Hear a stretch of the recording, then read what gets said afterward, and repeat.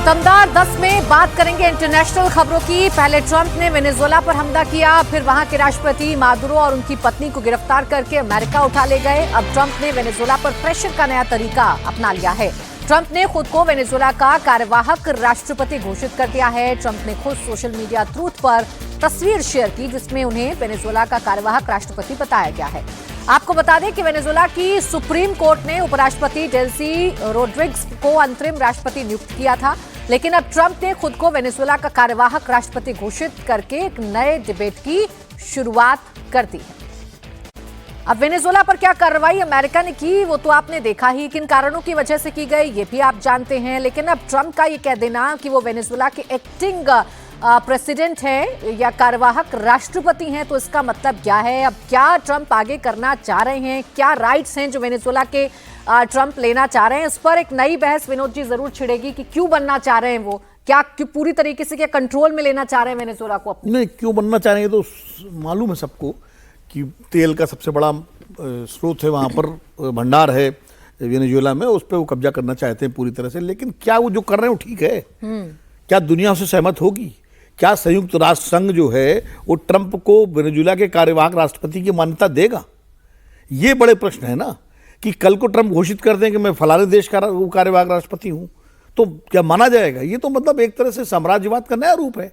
पहले दुनिया में सेनाएं गई, उन्होंने ईस्ट इंडिया कंपनी जैसी, जिन्होंने तमाम सारे देशों को अपना उपनिवेश बनाया और वो सब ब्रिटिश क्राउन के अंडर में आ गए, सब वहाँ महाराजा के वो राजा के वो प्रजा हो गए। अब तो बदल गई दुनिया। अब इस तरह से तो फिर कल को कोई दूसरा देश अपने पड़ोसी पर कब्जा कर लेगा और वहाँ का घोषित कर देगा। तो मुझे लगता है ये बड़ा सवाल ये है कि क्या ये जो ट्रंप साहब कर रहे हैं, क्या ये विश्व व्यवस्था में जायज़ है, या वो कौन सी व्यवस्था बनाना चाहते हैं? वो कनाडा पर भी उनका, डेनमार्क पर, ग्रीनलैंड पर भी उनकी नज़र है। कनाडा को एक कैनवा प्रदेश घोषित बता चुके हैं, अमेरिका का कह चुके हैं बनाएंगे। तो क्या करना चाहते हैं? मुझे लगता है बहुत गंभीर मसला है इस तरह से किसी देश का अपने को कार्यवाहक राष्ट्रपति घोषित कर देना, वहाँ के राष्ट्रपति को उठा लेना। संयुक्त राष्ट्र और दूसरे जो बड़े देश हैं, सुरक्षा परिषद के जो सदस्य देश हैं, उनको इस पर गंभीरता सोचना चाहिए। ठीक है, अमेरिका आज सबसे ताकतवर देश है, आर्थिक रूप से भी सबसे बड़ा देश है, लेकिन फिर भी अगर दुनिया के सारे देश एकजुट हो जाएं तो क्या अमेरिका पर के इस मनमाने पर, ट्रंप के मनमाने पर अंकुश नहीं लगा सकते? क्यों नहीं एकजुट हो रहे हैं? जिस पर चाहे आप टैरिफ लगा दीजिए, तो इन पे कौन टैरिफ लगाएगा? इन पे कौन सैंक्शन लगाएगा? सब आप रूस पे सैंक्शन लगा दिया कि आपने उसने यूक्रेन पे हमला किया, आपने ईरान पे लगा दिया कि वो न्यूक्लियर बम बना रहा है। तो आप ये जो ट्रंप साहब जो कर रहे हैं, ये कहां से किस व्यवस्था में जायज है? और उनकी मनमानी रुक नहीं रही है। अभी जैसा आपने जिक्र किया कि ग्रीनलैंड पर भी कब्जा करने की बात अब ट्रंप ने कर दी है। वेनेजुएला के एक्टिंग प्रेसिडेंट की बात वो कर ही रहे हैं, खुद ही इसका ऐलान कर दिया है। वहां के तेल के अब ट्रंप मालिक हो गए हैं। स्पीच ट्रंप की नजर ग्रीनलैंड पर है। रोज ट्रंप का ग्रीनलैंड को लेकर नया बयान सामने आ जाता है। ट्रंप ने ताजा बयान में कहा कि अगर उन्होंने ग्रीनलैंड पर कब्जा नहीं किया तो रूस, चीन ग्रीनलैंड पर कब्जा कर लेंगे। वो किसी भी कीमत पर ग्रीनलैंड पर रूस और चीन का कब्जा नहीं होने देंगे। ट्रंप ने कहा अमेरिका ग्रीनलैंड पर जरूर कब्जा करेगा। अगर वो बातचीत करना चाहते हैं तो अमेरिका उसके लिए भी तैयार है। तो मनमानी नहीं रुक पा रही है Trump. We don't take Greenland. Russia or China will take Greenland, and I am not going to let that happen. I'd love to make a deal with them. It's easier. But one way or the other, we're going to have Greenland. मन किया तो Venezuela पर हमला कर दिया, वहां के acting president के तौर पर खुद को घोषित कर दिया। मन कर रहा है ग्रीनलैंड पर कब्जा करने का, तो तर्क ये दिया जा रहा है कि रूस और चाइना उस पर कब्जा ना कर लें, इसलिए अमेरिका का उस पर कब्जा करना जरूरी है। इसकी मनमानी ट्रंप की कब और कैसे रुकेंगे अवधेश, यही सवाल है। नहीं, ये थोड़ा डरावना है। दुनिया के लिए डरावना है कि कोई एक पक्षीय दृष्टि से कोई किसी देश के बारे में, क्षेत्र के बारे में निर्णय करे। अगर ग्रीनलैंड पर कोई निर्णय होना तो अंतर्राष्ट्रीय स्तर पर होना चाहिए, अकेले कोई देश निर्णय नहीं कर सकता है, पहली बात। लेकिन जब वेनेजुएला के राष्ट्रपति निकोलस मदुरो को उन्होंने उठाया, उनकी पत्नी को, तो जाहिर है एक लॉन्ग टर्म प्लानिंग उस देश के लिए वो बना के उठाए, केवल उठाने तक तो सीमित नहीं रहेंगे। मार्क रूबियो जो विदेश मंत्री हैं, उनका स्टेटमेंट था कि हमारे पास 3 वेज, मतलब 3 रणनीति है, 3 स्तरीय।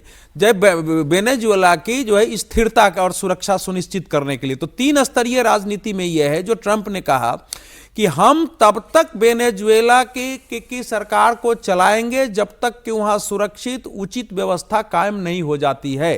तो उसके तहत उनका कदम है। और आप देखेंगे कि जो विकिपीडिया है, विकिपीडिया को में वेनेजुएला वाला कंट्री को एडिट कर दिया गया है, वो केवल कहे नहीं है, उसमें एडिट करके देखेंगे तो उसमें लिखा हुआ है एग्जीक्यूटिव प्रेसिडेंट के रूप में ट्रंप ने लिख दिया है उसका। तो उनका आगे उन्होंने कहा भी है कि जो भी वहां मदुरो के समर्थन में अमेरिका के विरुद्ध जाएगा तो अमेरिका आगे भी वहां सैन्य कार्रवाई कर सकता है। तो ये ट्रंप को सीरियसली ले, पहले लोग मजाक में ले रहे थे। ट्रंप का एक वर्ल्ड के बारे में अमेरिका का जो मांगा है उसका एक विजन है उनका। अब ग्रीनलैंड की समस्या यह है कि ग्रीनलैंड को डेनमार्क का भाग कहा जाता है, लेकिन ऐतिहासिक रूप से देखें तो ग्रीनलैंड डेनमार्क का भाग नहीं है। वो समझौते के तहत डेनमार्क का उसमें को वहां की गवर्निंग देखनी है, वहां एक स्वायत्त व्यवस्था है, वहां की सब व्यवस्था अलग है। 65,000 की वहां की आबादी है जो आंदोलन भी करती रहती है। और आंशिक रूप से ट्रंप का एक कहना सही है क्योंकि रूस और चीन ग्रीनलैंड में तो नहीं है लेकिन आर्कटिक में प्रवेश कर चुके हैं, तो उनका वहां है, तो एक भय है। लेकिन इसका निर्धारण अमेरिका जैसा अकेला देश अगर कर रहा है तो यह दुनिया के लिए डरने वाली बात है। किसी भी सिस्टम को, चाहे वो सप्लाई चेन की बात हो, वेनेजुएला के तेल की बात हो या ग्रीनलैंड की स्थिति हो, तो ऐसा लग रहा है कि किसी भी एक सिस्टम लास्ट को पंक्ति में जिस दिशा में वो बढ़ रहे हैं ना, कल अमेरिका पर भी सवाल उठ सकता है कि 50 जो राज्य हैं उनके, वो कैसे उनके साथ मिल अभी गए। तो वो कुछ भी मानने को नहीं, तैयार नहीं उन्होंने है। क्यूबा के लिए बोल दिया है कि मार्क रूबियो अगर वहां के राष्ट्रपति बने तो मुझे बड़ी खुशी होगी। अभी अब तो ऐसा लग रहा है जब मन कर रहा है जिधर निगाह उठाई है ये देश अच्छा लग रहा है तो चलिए कोई ना कोई बहाना तो मिल ही जाएगा, अमेरिका उस पर कोई ना कोई कार्रवाई तो कर ही देगा।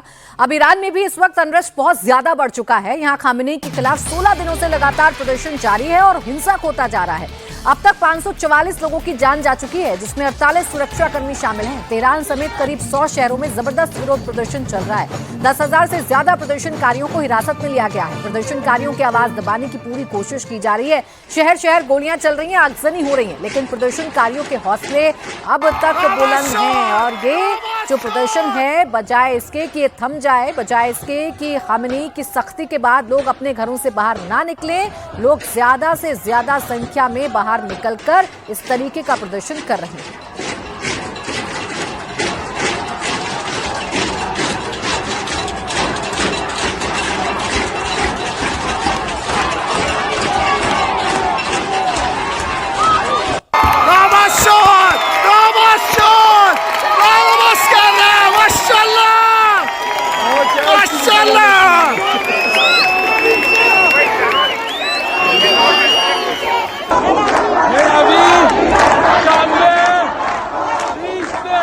अब आपको एक तस्वीर लंदन की भी दिखाते हैं, जहां प्रदर्शनकारी ईरान एम्बेसी के छत पर लगे झंडे को हटाता है और ईरान का पुराना झंडा फहरा देता है। प्रदर्शनकारी 1979 की इस्लामिक क्रांति से पहले का शेर और सूरज के प्रतीक वाला झंडा फहरा देता है।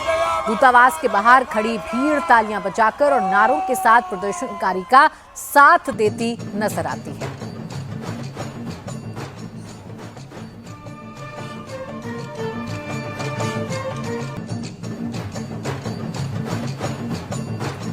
वहीं ट्रंप ईरान पर बड़े हमले की प्लानिंग भी कर रहे हैं। ट्रंप का ईरान को लेकर एक नया बयान सामने आ गया है। ट्रंप ने कहा कि वो हर घंटे ईरान का अपडेट ले रहे हैं और किसी भी समय अमेरिका ईरान पर अटैक कर सकता है। There seem to be some people killed that aren't supposed to be killed. These are violent. If you call them leaders, I don't know if they're leaders or just they rule through violence. But we're looking at it very seriously. The military is looking at it. And we're looking at some very strong options. We'll make a determination. I mean, some of the protesters were killed through the stampeding. I mean, you know, there's so many of them. And some were shot. We're getting a full report. I'm getting an hourly report. And we're going to make a determination. Iran में Khamenei के खिलाफ चल रहे प्रदर्शन की आग अब दुनिया भर के देशों में भी फैलती नजर आ रही है। ईरान में चल रहे प्रदर्शन को लेकर अब दुनिया के अलग अलग देशों में प्रदर्शन शुरू हो गए हैं। ये 3 तस्वीरें इस वक्त आपके सामने हैं, ब्रिटेन, फ्रांस और जर्मनी, जहां ईरान के प्रदर्शनकारियों के समर्थन में जबरदस्त रैलियां निकल रही हैं, नारेबाजी हो रही है। यानी अब मामला सिर्फ ईरान तक सीमित नहीं रह गया है। अमेरिका के लॉस एंजलिस में ईरान विरोधी प्रदर्शन के दौरान एक ट्रक भीड़ में घुस गया। इसमें 2 लोग घायल हो गए। ये सब फेडरल बिल्डिंग के बाहर हुआ, जहां ईरान में जारी प्रदर्शन के समर्थन में हजारों लोग जुटे थे। ट्रक पर ईरान के इतिहास से जुड़ा राजनीतिक संदेश लिखा था, जिसमें 1953 के तख्ता पलट की भी चर्चा थी। पुलिस ने ट्रक चालक को मौके से हिरासत में ले लिया है। तो ईरान में अनरेस्ट लगातार बढ़ता जा रहा है। प्रदर्शनकारी बहुत बड़ी संख्या में सड़कों पर उतर रहे हैं। मुसीबत भी है, चुनौती भी है। खामेनेई कंट्रोल करने की कोशिश तो कर रहे हैं अवधेश जी, लेकिन क्या कंट्रोल कर पाएंगे खामेनेई? ये मामला ज्यादा बढ़ गया है या सब कुछ कंट्रोल में है अभी? देखिए, जो 1979 की इस्लामिक क्रांति थी, जो कि एक इस्लामिक मॉडल की स्थापना थी और सुन्नियों के अलावा एक शिया खलीफा के तौर पर उन्होंने अपने को स्थापित किया, जिसको हिजबुल्लाह बोलते हैं। वो हिजबुल्लाह कोई नाम नहीं होता है। तो ये जो खमैनी साहब थे, अब इनके पिताजी थे, फिर वो तो वो मुझे ये इस प्रदर्शन का अभी जो एक निष्कर्ष है कि उस प्रकार के इस्लामिक मॉडल को ईरान की जनता के बहुमत ने कभी दिल से स्वीकार नहीं किया। आप मजहब के नाम पर एक मजहब का ऐसा सिचुएशन पैदा हो जाती है जगह जगह कि आपने उसके अनुसार बनाए रखा, लेकिन एक विद्रोह का भाव वहां रहा है। भाई, पहला निष्कर्ष यह है कि ईरान की जनता ने, जो बाहर भी है, उन सबको लगा है कि यह जो इस्लामी मॉडल था, इसने ईरान का किसी भी स्तर पर भला नहीं किया है और आधुनिक युग में यह स्वीकार नहीं है। पहला तो यह हो गया है। लेकिन इतना आसान भी नहीं है। अब खमैनी साहब आके अगर इस्लाम का नाम लेते हैं तो ये इसमें से सत्ता परिवर्तन के बाद भी वहां युद्ध जारी रहने की, मजहबी युद्ध जारी रहने की संभावना है। लेकिन इस्लामिक रिवॉल्यूशनरी कॉर्प्स गार्ड पर हमले हो रहे हैं जगह जगह, और वो जो झंडे बदले जा रहे हैं। देखिए, सूर्य और जो शेर का एक तस्वीर है, यह बेबीलोन संस्कृति के समय से वो चली आ रही। कोई राजा साहब पहले भी कहा जाता है, वही नहीं है। ये बेबीलोन और मेसोपोटामिया की जो प्राचीन सभ्यता थी, जिसमें आज ईरान, इराक और आसपास के देश है, वहां से निकला हुआ ये देश है। तो उस समय का लोगों का उड़ा रहे हैं। और जो खमैनी साहब का भाषण था, उसमें उन्होंने फिराओं और सारा गया है कहा है। लेकिन इसमें मूल प्रश्न है कि अगर ईरान में अनरेस्ट है तो यह दुनिया के लिए चिंता का विषय होता चाहिए। अकेले अमेरिका को कैसे अधिकार मिलता है कि हर जगह वही जाके हस्तक्षेप करे और समाधान करे? ये जो समस्या आ रही है वो ये आ रही है कि आप आके वहां अटैक करेंगे। राजा साहब पहले भी वहां आ सकते हैं, राजा साहब पहले भी क्रांतियों का नेतृत्व कर सकते हैं, वो तो स्वीकार हो सकता है। तो वो स्थानीय है वहां के, वो स्वीकार हो सकता है। वहां की व्यवस्था बदले, यूनाइटेड नेशन पर इस पर चर्चा हो सकती है। लेकिन अगर ये अमेरिकी मॉडल के अनुसार ईरान में परिवर्तन होगा तो फिर मिडिल ईस्ट में एक नए इस्लामी विद्रोह की संभावना पैदा होगी। तो जहां से Osama bin Laden, al Baghdadi जैसे आतंकवादी पैदा होंगे। वो तो बार बार यही कह रहे हैं ना विनोद जी। देखिए, ट्रंप साहब सही कह रहे हैं उदय जी। एक देश में लोग परिवर्तन चाह रहे हैं, ये उस देश की आंतरिक व्यवस्था है, आंतरिक समस्या है, आंतरिक मुद्दा है। लोग सड़कों पर हैं। अब या तो पहलवी साहब खुद एक कोई पहल करें, वो पहलवी साहब ने करें, ये खमैनी साहब जो है कोई पहल करें और लोगों को रीच आउट करें और किसी तरह से एक रास्ता निकालें कि भाई डेमोक्रेटिक रिफॉर्म्स वगैरह किए जाएं, जो कि मुझे उम्मीद लगती नहीं, क्योंकि वो जिस तरह कट्टर इस्लामिक अपने को मानते हैं या हैं भी, उसमें वो कोई नया कोई गुंजाइश देख। तो ऐसे में रजा पहलवी आ सकते हैं, बट रजा पहलवी ऐसी स्थिति में उनको कैसे आ पाएंगे जब तक कि इस मौजूदा खमैनी शासन मौजूद है। देखिए, सबसे बड़ी समस्या ये है ईरान की कि ईरान पे जब से आर्थिक प्रतिबंध लगे हैं तब से वहाँ की अर्थव्यवस्था जर्जर हो गई है। करेंसी की हालत आप लोग देख ही रहे हैं, कितने लाखों का $1 हो गया रियाल का। तो अब जो लोगों की आकांक्षाएं हैं, दैनिक जरूरतें हैं, उनको पूरा करने में खमैनी सरकार जो है, जो इस्लामिक सरकार वहाँ की है, वो सक्षम नहीं है। ऐसे में लोगों का गुस्सा स्वाभाविक है। धर्म के नाम पर, मजहब के नाम पर अब लंबे समय तक लोगों को आप अपने पीछे गोलबंद नहीं कर सकते। खमैनी साहब अगर इतने लोकप्रिय होते तो जनता के बीच आ गए होते। इसीलिए अभी हम लोग पिछले उसमें कर रहे थे, जब मोदी जी गांधी जी की बात कर रहे थे, कि गांधी का ही रास्ता दुनिया का को दिखा सकता है एक नए विश्व व्यवस्था को बनाने में। और जहाँ तक यहाँ भी अगर अमेरिका अटैक करेगा तो वही माना जाएगा कि जिस तरह तेल भंडारों पर कब्जा करने के लिए, क्योंकि वेनेजुएला के बाद दूसरा नंबर ईरान का है तेल के मामलों में, तो यही माना जाएगा कि तेल भंडारों पर कब्जा करने के लिए वेनेजुएला पे अटैक किया आपने, अब ईरान पे हमला किया और वहां एक कठपुतली सरकार बिठा दी। तो ईरान के लोग भी, ठीक है, आज कुछ लोग भले अमेरिका के समर्थन नारे लगा रहे हो, लेकिन लंबे समय तक ईरान के लोग भी अमेरिका के वर्चस्व को स्वीकार नहीं करेंगे। उनको अपनी सरकार चाहिए, अपनी व्यवस्था चाहिए। और जो अब वो इस्लामिक क्रांति की व्यवस्था से भी उबे हुए हैं, लेकिन वो अमेरिका के एकदम से कॉलोनी बन जाए उसके लिए भी तैयार नहीं होंगे, और कोई देश तैयार नहीं होगा। मतलब जल्दबाजी है ये कहना कि कुछ बहुत बड़ा अभी ईरान में होने जा रहा है। अभी तो प्रदर्शन चल रहे हैं, लोग बाहर निकल रहे हैं, 544 नहीं, बड़ा तो होने जा रहा है, बड़ा तो हो ही रहा है। बड़ा तो रजा साहब पहलवी ने कहा कि 8 बजे रात को विद्रोह के लिए निकलो, लोग 8 बजे रात को निकले। उन्होंने कहा कि यहां आग लगाओ, झंडा फहराओ, लोग वहां से निकले हैं। ठीक, वो कह रहे हैं कि मैं चलने के लिए यहां से तैयार हूं, थोड़ा अमेरिकी हमारी मदद कर दे। काफी है तख्ता पलट के। तख्ता पलटेगा, लेकिन वो तख्ता अभी स्थिर पलटाव नहीं ना होगा। ठीक। इतना एक इस्लाम का फोर्स खड़ा हुआ है, पूरा स्ट्रक्चर खमैनी ने खड़ा कर दिया है वहां, तो वो आंतरिक गृह युद्ध होगा, उसमें बचाने का क्या उपाय दुनिया के पास है? वो क्या अकेले अमेरिका उससे निकाल पाएगा? ईरान गृह युद्ध की तरफ ही बढ़ रहा है बेसिकली, जिस तरह से वो हो रहा है वहां। और ईरान का पुराना नाम तो फारस है। खामनेई की जो स्टेटमेंट में पढ़ रही हूं उसमें वो लिख रहे हैं ना, our enemies don't know Iran, in the past the US failed due to their flawed planning. वो तो बार बार ये कह रहे हैं कि हमें नहीं जानता है अभी, अमेरिका या हमारे दुश्मन अभी नहीं जानते हैं। खामनेई हो या उनकी देश के जितने भी नेता हैं वो तो सीधे सीधे अमेरिका को ही दोष दे रहे हैं। ईरान की जो संस्कृति है वो फारस की संस्कृति है। फारस साम्राज्य एक जमाने में मिडिल ईस्ट का सबसे बड़ा साम्राज्य था।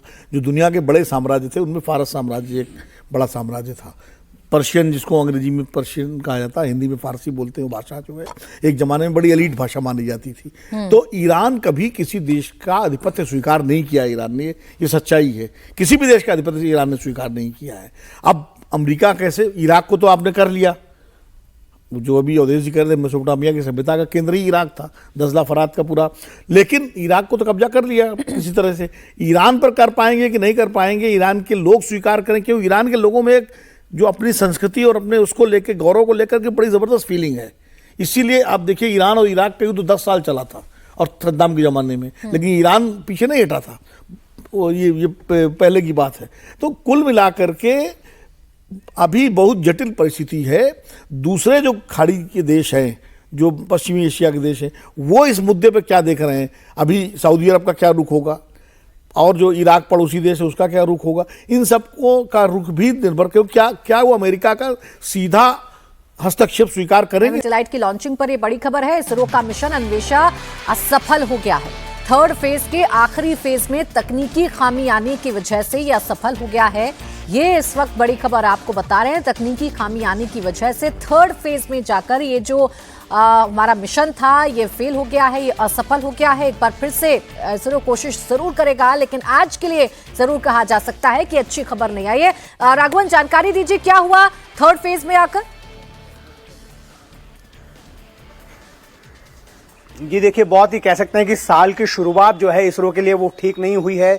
जो एक बहुत इंपॉर्टेंट मिशन था PSLV C62 EOS-1 वो असफल रहा है। जो चेयरमैन इसरो हैं डॉक्टर वी नारायणन, उन्होंने कुछ सेकंड्स पहले ये जानकारी दी है कि थर्ड फेज के आखिरी चरण में कुछ एनोमली देखी गई, कुछ दिक्कत वहां पर देखी गई। उसके बाद जो है रॉकेट को इसरो के वैज्ञानिक ग्राउंड स्टेशन से ट्रैक नहीं कर पा रहे हैं। इसका मतलब यह है कि मिशन असफल हो गया। अब उस असफलता का कारण क्या था उसके लिए कमेटी बिठाई जाती है, नॉर्मल SOPs हैं, और 1 महीने के अंदर, 15 दिन से 1 महीने के भीतर ये जानकारी इकट्ठा की जाती है कि कहां पर गड़बड़ी हुई होगी जिस वजह से ये मिशन फेल रहा होगा। हालांकि साइंटिस्ट हमेशा ये मानते हैं कि हर फेलियर जो है वो उन्हें कुछ सिखाकर जाता है, लेकिन यहां पर इस बात को भी जोर देकर कहना होगा कि पिछले साल मई में जब PSLV C61 का लॉन्च किया गया था वो भी थर्ड स्टेज में ही जाकर फेल हुआ था। हालांकि वो थर्ड स्टेज का शुरुआती चरण था जो आज डिटेल जानकारी आना भी बाकी है कि क्यों ये फेल हो गया, लेकिन जरूर ये कहा जा सकता है कि साल की शुरुआत में अच्छी खबर इसरो के लिए नहीं है।